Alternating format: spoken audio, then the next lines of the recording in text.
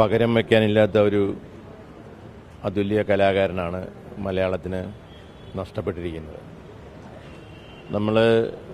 നമ്മുടെ സമൂഹത്തിൻ്റെ വിവിധ തലങ്ങളിലുള്ള പ്രശ്നങ്ങളെ പറ്റിയൊക്കെ ശ്രീനിവാസൻ ആക്ഷേപഹാസ്യത്തിലൂടെ ചൊരിഞ്ഞ വിമർശനങ്ങളും നമ്മളെ ചിരിപ്പിക്കുന്നതിനേക്കാളും കൂടുതൽ ചിന്തിപ്പിക്കുന്ന അദ്ദേഹത്തിൻ്റെ ചില അതിൻ്റെ മൂല്യങ്ങൾ അത് മലയാളവും മലയാള സിനിമയും ഉള്ളിടത്തോളം കാലം നിലനിൽക്കും.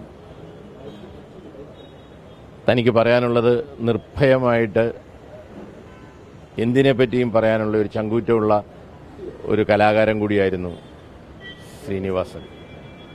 1995 ഞാൻ ശിപ്പായി ലഹള എന്നുള്ള എൻ്റെ പടത്തിൻ്റെ തിരക്കഥ എഴുതുന്ന ആണ് ഞങ്ങളുടെ ഒരു സൗഹൃദം തുടങ്ങുന്നത്. അത് കഴിഞ്ഞ് മിസ്റ്റർ ക്ലീൻ ഉൾപ്പെടെ കുറേ ചിത്രങ്ങൾ ഒരുമിച്ച് സഹകരിച്ചു.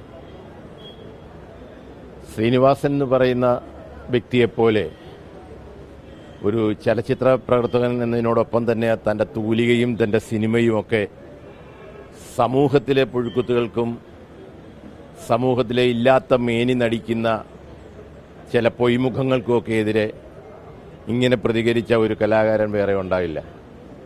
അതുകൊണ്ട് തന്നെയാണ് ശ്രീനിവാസൻ്റെ ഈ വിടവ് വലിയൊരു അന്തരമായിട്ട് മലയാള സിനിമയിലും മലയാള സാംസ്കാരിക രംഗത്ത് നിലനിൽക്കാൻ പോണത്.